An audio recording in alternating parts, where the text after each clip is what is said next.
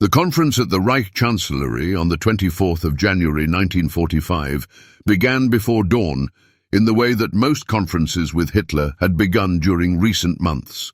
with situation maps that documented distances rather than progress, and with army group commanders whose reports described not what German forces were doing, but what Soviet forces were doing to German forces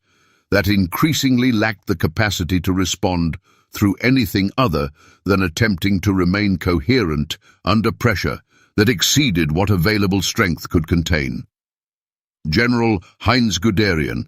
who had spent the preceding weeks pressing Hitler through every available channel for authorization to transfer forces from Army Group Courland in Latvia to the crumbling Eastern Front west of Warsaw, had reached the point where persistence on this specific point reflected not optimism about what those forces could achieve if transferred, but professional obligation to identify the only remaining pool of organized military strength that hadn't yet been committed to situations where it had already been consumed. The Courland Army Group argument captured in miniature the broader reserve problem that German planning was facing in January 1945. The forces in Courland, 30 divisions that had been cut off from the main German front when Soviet advances had isolated them in the Baltic, represented military strength that their current position couldn't use strategically, even while the fronts where strategic decisions were being made desperately needed reinforcement that didn't exist from any other available source. Hitler's refusal to authorize evacuation by sea and redeployment to the main front reflected both his standing opposition to voluntary withdrawals of any kind and his conviction that the Courland forces tied down Soviet units that would otherwise be available for the advances that were already occurring. The professional military analysis that Guderian repeatedly presented documented that the forces tied down opposite Courland were not being prevented from contributing to the Vistula-Oder offensive already underway,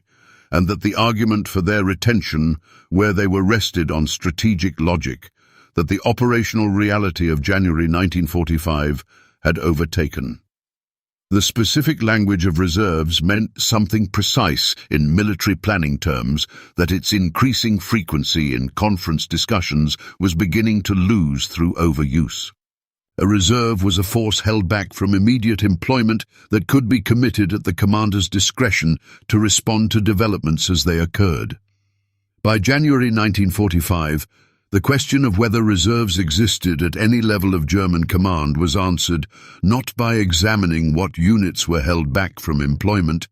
but by accounting for all units and recognizing that nearly every formation was already committed to situations where it was being consumed at rates that exceeded any realistic replacement capacity. The absence of reserves wasn't simply that Hitler had committed available forces to the Ardennes offensive, or that the Eastern Front had suffered losses that hadn't been replaced. It was that the systematic consumption of German military strength across multiple theaters and multiple years had reached a point where the organizational framework that would have been required to constitute and maintain reserves no longer possessed the material to fill it. Field Marshal Ferdinand Schörner, commanding Army Group Center in the sector that Soviet forces were advancing through most rapidly during January 1945, submitted requests for reinforcement during the Vistula-Oder offensive's opening phase that Armed Forces High Command's response documented couldn't be met from any available source. The formations that Schörner's request specified weren't obscure units that might have been overlooked in some inventory. They were the kinds of divisions and corps that a defending army group would normally be able to expect from theater reserves, from the general reserve that OKH maintained for exactly these emergency situations, and from the replacement system that the German army's administrative machinery had been organized to operate. None of these sources existed in January 1945 in forms capable of meeting Schörner's requests on any timeline relevant to the crisis developing in his sector. The replacement pipeline that German military administration had been managing since the war's beginning had been drawing on demographic pools that years of casualties had systematically depleted. The conscription classes that were being inducted by January 1945 included men born in 1928 and 1929, 17 and 16-year-old boys, representing the last available manpower before the Wehrmacht would be drawing on ages whose employment even the total mobilization measures of 1944 and 1945 had treated as limits that necessity hadn't yet forced crossing. These replacement drafts moved through training programs that had been compressed from the months that pre-war standards had required to weeks that the replacement system's throughput demands were imposing, arrived at frontline units with preparation that experienced NCOs receiving them documented as falling short of what combat against Soviet forces actually required, regardless of the formal training program completion that their personnel records showed. General Wilhelm Burgdorf, serving as Hitler's chief military adjutant and managing the personal relationship between Hitler and the Wehrmacht's senior commanders, received through his position the kind of unfiltered information about the reserve situation that the formal conference briefing sometimes translated into language less directly confrontational than the underlying military reality warranted. The private communications that reached Burgdorf from Army Group Chiefs of Staff, division commanders, and corps-level officers managing specific sectors described the absence of reserves in terms that made clear this wasn't a temporary situation requiring patience, but a structural condition resulting from years of attrition that couldn't be reversed through any measures available within Germany's remaining resource base. The Volkssturm formations that Reichsführer SS Heinrich Himmler had organized through the party apparatus during late 1944 represented one response to the reserve problem whose character inadvertently documented the problem's severity.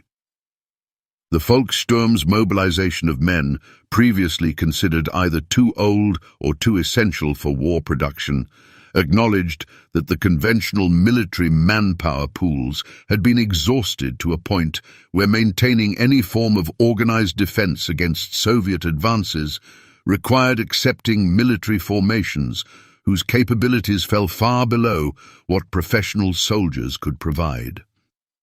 The Volkssturm units that reached frontline sectors during January 1945 were filling gaps that would otherwise have been unmanned, a function that had genuine military value in the specific sense of extending the perimeter that had to be defended while possessing none of the tactical effectiveness that the situations those gaps existed within actually required.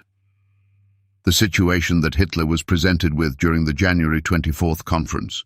and through the sequence of conferences and private briefings that January's military developments generated, documented the reserve problem through its consequences, as much as through direct accounting of what units were available. The Soviet advance that had begun on January 12th was achieving penetrations whose depth reflected not Soviet tactical brilliance alone, but the absence of German mobile reserves capable of counterattacking penetrations before they became operational breakthroughs. The standard German defensive methodology throughout the war had relied on elastic defense, allowing initial Soviet attacks to exhaust themselves against the forward defensive position before mobile reserves counterattacked the penetrating forces. January 1945 exposed the fundamental premise of this methodology. It required reserves. Hitler's responses during these conferences followed patterns that Guderian and other attendees had observed throughout the war's later period. Specific counterattack proposals were demanded for situations where the formations capable of executing them didn't exist. Individual units were moved on maps across sectors where their actual strength bore little relationship to what symbols on operational charts suggested. Commanders who reported accurately what their forces could and couldn't achieve were characterized as defeatist, while those who framed capabilities more optimistically received more favorable reception, regardless of whether the optimism reflected operational reality. When Hitler learned they had no reserves left in January 1945, The learning was incomplete in the specific sense that the institutional response to the information differed from what professional military judgment indicated the information required.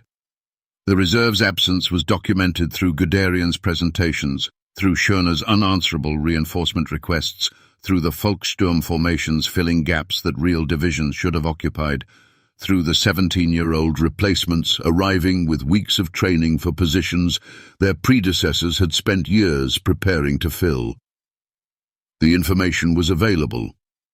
What wasn't available was a command framework capable of translating accurate information about military capacity into strategic decisions calibrated to what that capacity could actually achieve rather than to what political conviction held it must achieve, regardless of what operational reality indicated was possible.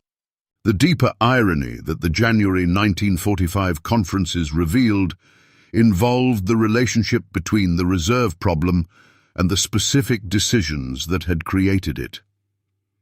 The Ardennes offensive had consumed the last substantial Western armored reserve in December without achieving the strategic reversal that justified its cost. The fortress city designations across the Eastern Front had immobilized dozens of divisions in static positions whose isolation from the main front prevented their contributing to the mobile defense that reserves were needed for. The refusal to evacuate Courland had retained 30 divisions in a position where they couldn't influence the battles that were determining whether Germany could maintain any coherent defense at all. Each decision had been made for reasons that political logic supported, even when military logic argued against it. And the accumulation of those decisions had created by January 1945 the specific condition that conference briefings were now documenting. An army without reserves facing the largest offensive that Soviet military planning had yet organized, with no conventional military solution available and no institutional mechanism capable of acknowledging that the solutions being demanded through the conference process had nothing real to be built from.